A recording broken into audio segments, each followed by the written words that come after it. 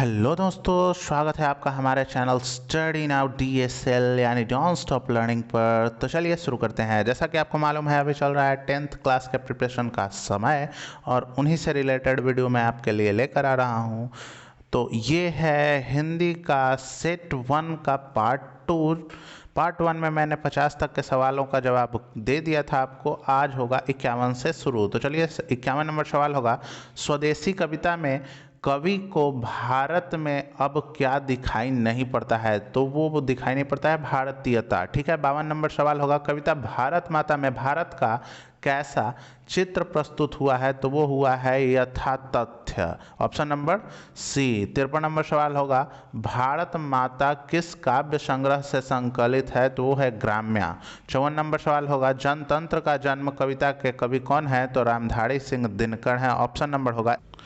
55 number सवाल होगा, राष्ट्रकवि दिनकर को किस काव्य कृति के लिए ज्ञानपीठ पुरस्कार मिला था? तो ये होगा option number c, Urvashi. 56 number सवाल होगा, तार सप्तक के संपादक कौन थे? तो तार सप्तक के संपादक बी नंबर ऑप्शन अज्ञेय थे। 57 नंबर सवाल होगा, दूर से ही ललकारता कौन मैं जवाब देता दोस्त पंक्ति किस पाठ की है? 57 का ऑप्शन नंबर होगा ए, एक वृक्ष की हत्या। क्या होगा? एक वृक्ष की हत्या।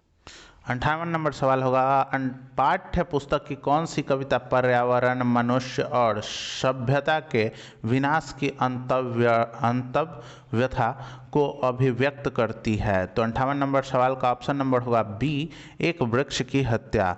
59 नंबर सवाल होगा, वीरेन डंगवाल कौन है? बता दीजिए। तो समकालीन कवि हैं। 60 नंबर सवाल होगा, धमाके के साथ देवी जागरण कहाँ हुआ?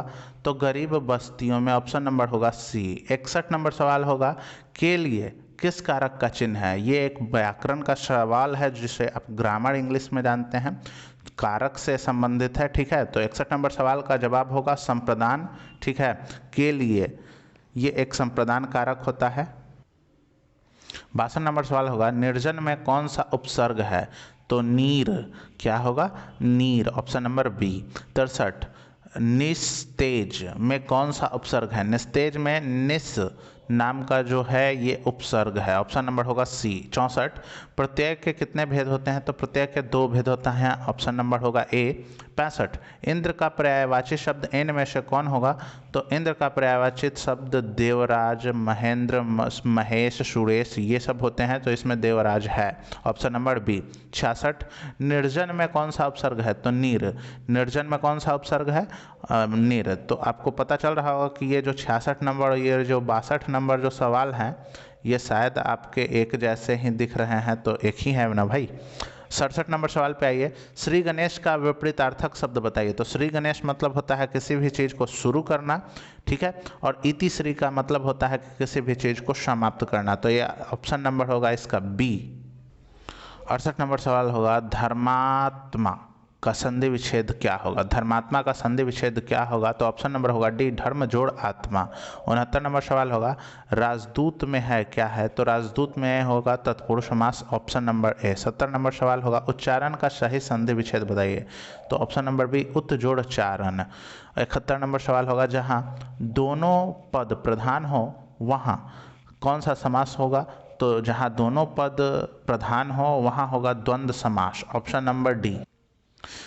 72 नंबर सवाल होगा, जंगल में लगने वाली आग कैसी होगी? तो ऑप्शन नंबर होगा सी, दावानल। ठीक है। तो भाई 73 नंबर सवाल होगा, लिंग की दृष्टि से दही क्या है? तो लिंग की दृष्टि से दही पुल्लिंग है। 74 नंबर सवाल होगा, शुद्ध वर्तनी का चयन करें। छह आपका शुद्ध वर्तनी है। छह, छह, छः ये सब नहीं होता है, छः को छह कहा जाता है। ठीक है। 6 इंग्लिश में इसे बोलते हैं। 75 नंबर सवाल होगा, निम्नलिखित वाक्यों में कौन सा वाक्य शुद्ध है? तो ऑप्शन नंबर होगा ए, आपके दर्शन कब होंगे? लास्ट में क्वेश्चन मार्क यानी कि प्रश्न सूचक चिन्ह। 76 नंबर सवाल होगा, भूतकाल कितने प्रकार के होते हैं? तो भूतकाल आपके होते हैं 6 प्रकार के। 77 नंबर सवाल होगा, हाथ साफ करना मुहावरे का सही अर्थ क्या होगा? तो हाथ साफ करना मुहावरे का सही अर्थ होगा चोरी करना, ऑप्शन नंबर सी। 78 नंबर सवाल होगा, कमर कसना मुहावरे का अर्थ बताइए। तो कमर कसना मुहावरे का अर्थ होगा तैयार होना, यानी कि ऑप्शन नंबर बी। उनासी नंबर सवाल होगा कि आंसू का वचन यानी कि बहुवचन क्या होगा। तो आंसू का बहुवचन होगा आंसुओं, ऑप्शन नंबर होगा सी। 80 नंबर सवाल होगा नीरव का संधि विच्छेद क्या है। तो नीरव का संधि विच्छेद होगा नीह जोर रव, ऑप्शन नंबर बी। 81 नंबर सवाल होगा कवित्री अनामिका का जन्म कब और कहाँ हुआ। तो इनका जन्म हुआ 17 अगस्त 1961 को मुजफ्फरपुर बिहार में हुआ, ऑप्शन नंबर होगा सी। 82 नंबर सवाल होगा जीवनानंद दास की किस कविता को प्रबुद्ध आलोचकों द्वारा रविंद्रोत्तर युग के श्रेष्ठतम प्रेम कविता की संज्ञा दी गई। तो 82 नंबर सवाल का ऑप्शन होगा बी, आंसर होगा वनलता सेन। कौन? वनलता सेन। 83 नंबर सवाल होगा जीवनानंद दास बांग्ला के किस काल युग के कवि थे। तो आंसर होगा रविंद्रोत्तर युग के, ऑप्शन नंबर सी। 84 रेनर मारिया का जन्म कहाँ हुआ था। तो रेनर मारिया का जन्म हुआ था जर्मनी में, ऑप्शन नंबर ए। 50 नंबर सवाल होगा कवि के अनुसार भक्त किस रूप में है। तो भक्त जलपात्र, मदिरा, वेश और वृत्ति सभी के रूप में होगा, इनका ऑप्शन नंबर होगा डी। 86 नंबर सवाल होगा दही वाली मगम्मा के लेखक कौन है। तो दही वाली मगम्मा के लेखक हैं Srinivas, option number b. 87 number सवाल होगा बी आर नारायण किस कहानी का अनुवाद किया है। तो बी आर नारायण ने दही वाली मगम्मा का अनुवाद किया है, ऑप्शन नंबर होगा डी। 88 नंबर सवाल होगा मगम्मा की बहू कौन थी। तो मगम्मा की बहू थी Najamma, option number b. 79 number सवाल होगा लक्ष्मी केंद्रीय पात्र है किस चीज का, यानी कि किस कहानी का। तो ढाटते विश्वास का, ऑप्शन नंबर होगा बी। 90 नंबर सवाल होगा ढहते विश्वास किस भाषा से अनुदित है। तो ये होगा Odia, option number a. 91 number सवाल होगा गुजराती साहित्यकार ईश्वर पेटलीकर द्वारा रचित कथा कौन सी है। तो माँ, ऑप्शन नंबर सी। 92 नंबर सवाल होगा नगर कहानी किस भाषा में अनुदित है। तमिल, ऑप्शन नंबर होगा ए।